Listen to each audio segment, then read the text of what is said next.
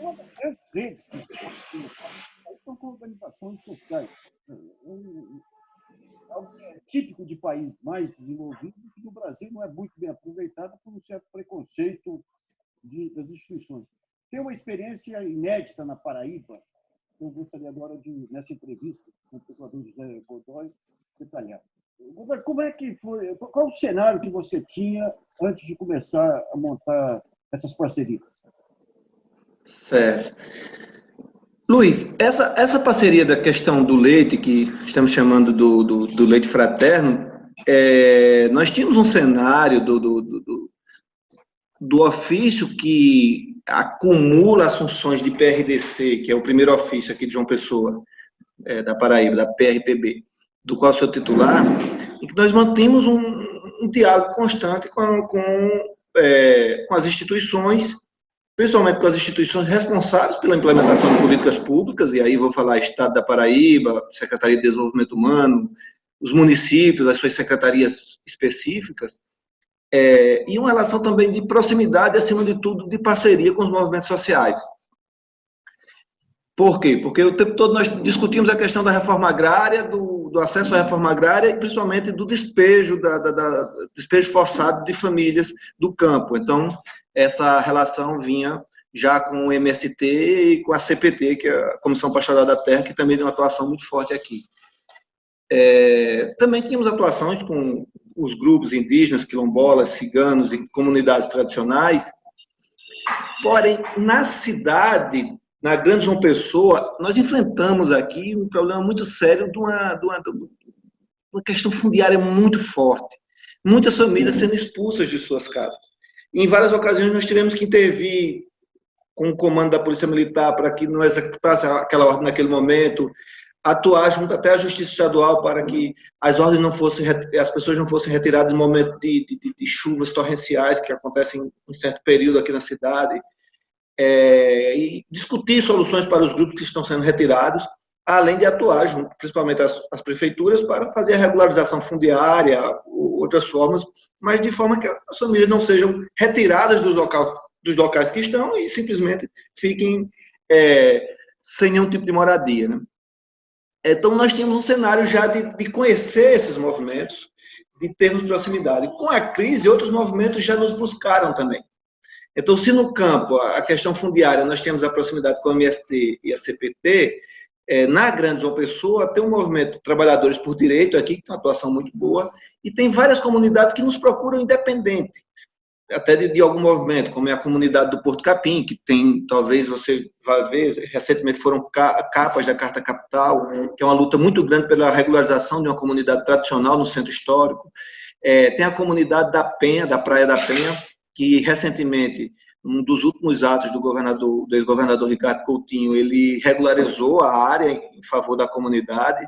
Então, 83 famílias de pescadores tiveram a sua área na praia, em frente à praia mesmo, regularizada.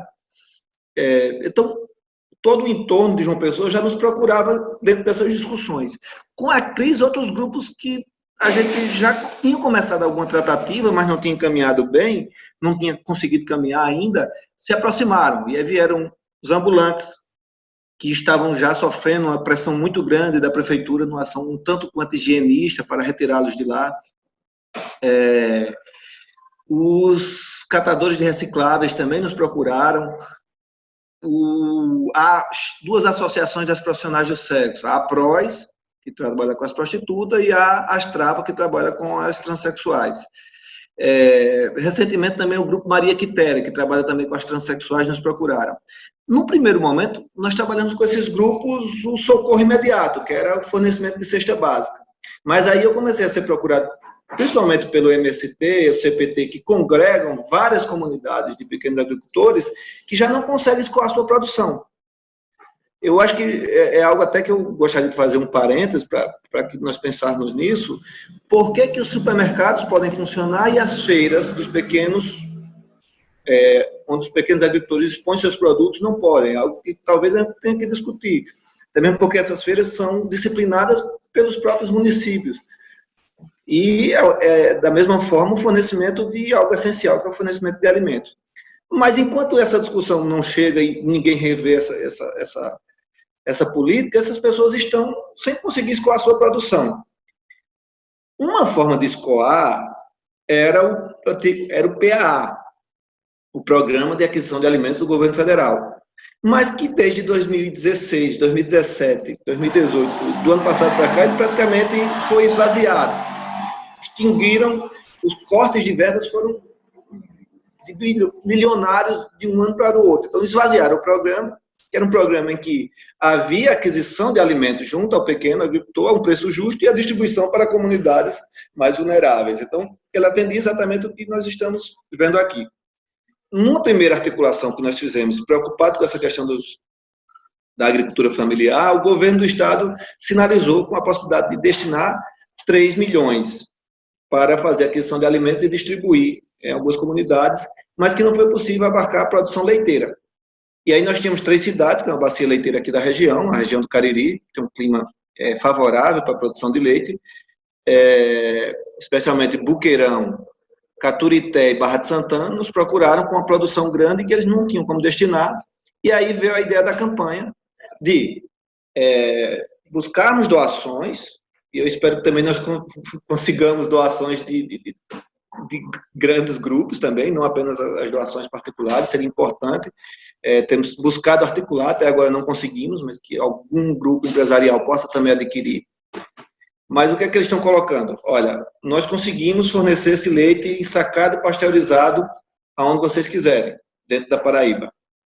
E aí nós começamos as arrecadações, eles trazem um caminhão para cá por R$12 mil, com 4 mil litros de leite, ou seja, o litro de leite é R$3 já com entrega aqui em João Pessoa, já pasteurizado, pronto para consumo, atendendo todas as exigências sanitárias, com nota fiscal, com tudo.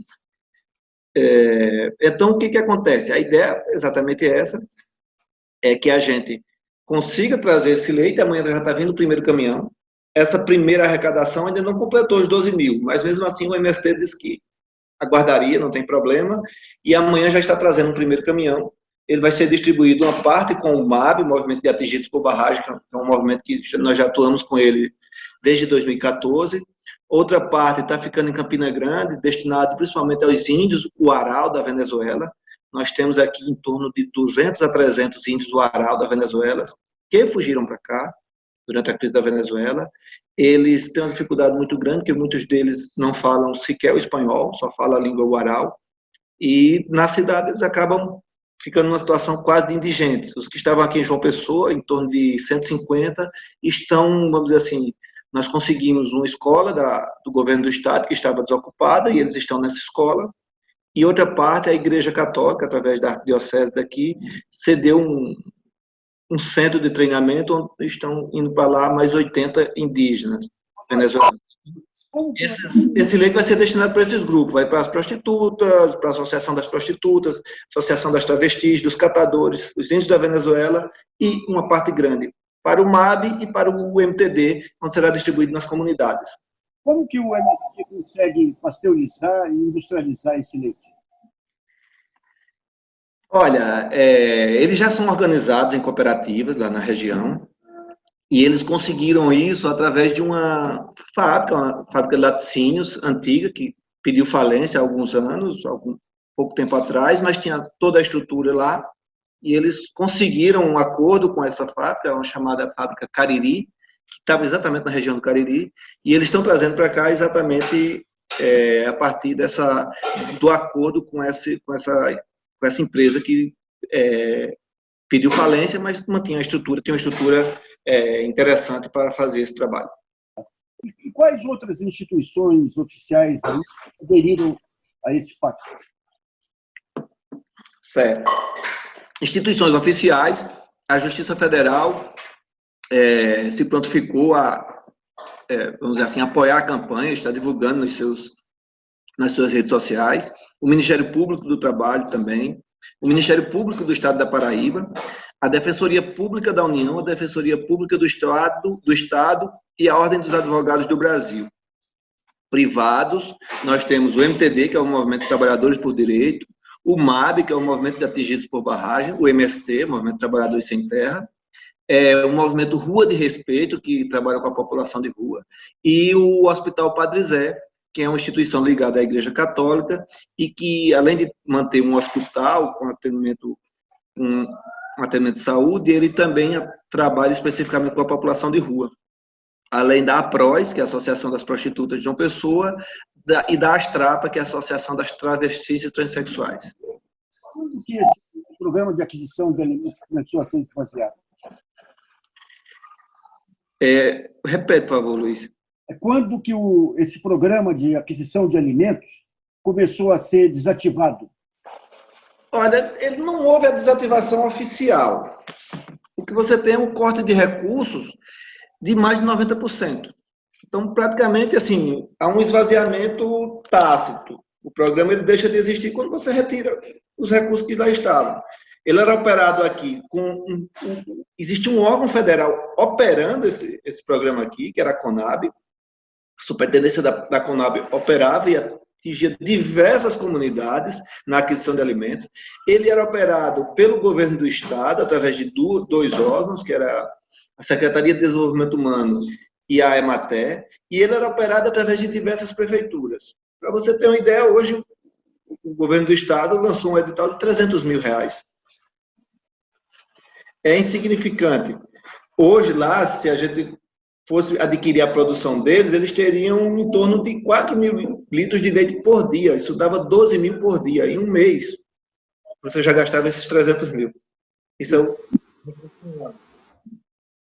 Então, a forma que se encontrou para desativar foi cortando, ano a ano, os seus recursos orçamentários. Praticamente esvazia o programa dessa forma. Isso aí desde o governo já começou isso antes?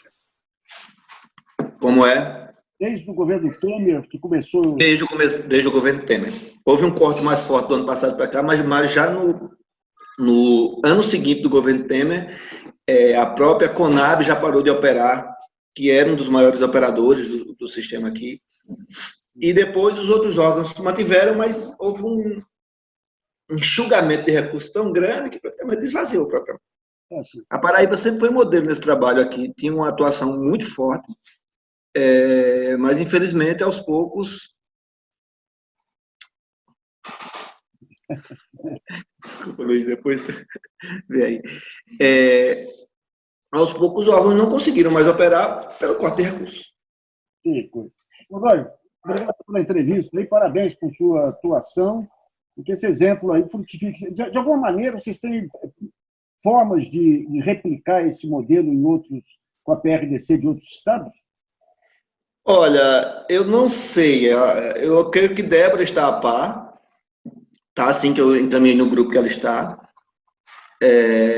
Vi que alguns colegas estão replicando a nossa campanha, o que eu acho bom, que venham doações. Também peço para você replicar, vou te mandar os banners aqui, tá certo?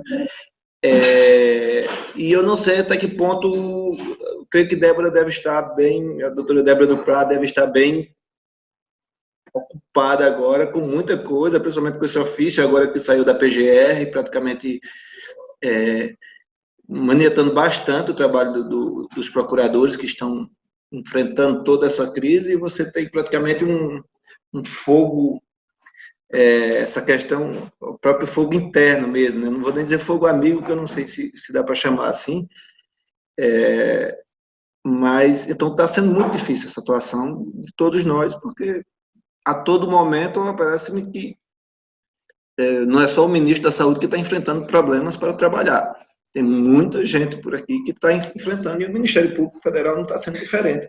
Basta ver esse ofício que circulou ontem, parece que foi enviado para todos os ministros do governo federal, o que é da Esplanada, né? Todos os ministérios da Esplanada, o que demonstra, sim, pouco...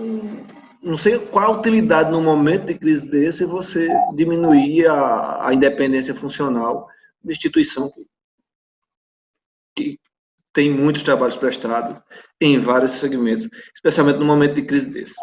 Aqui.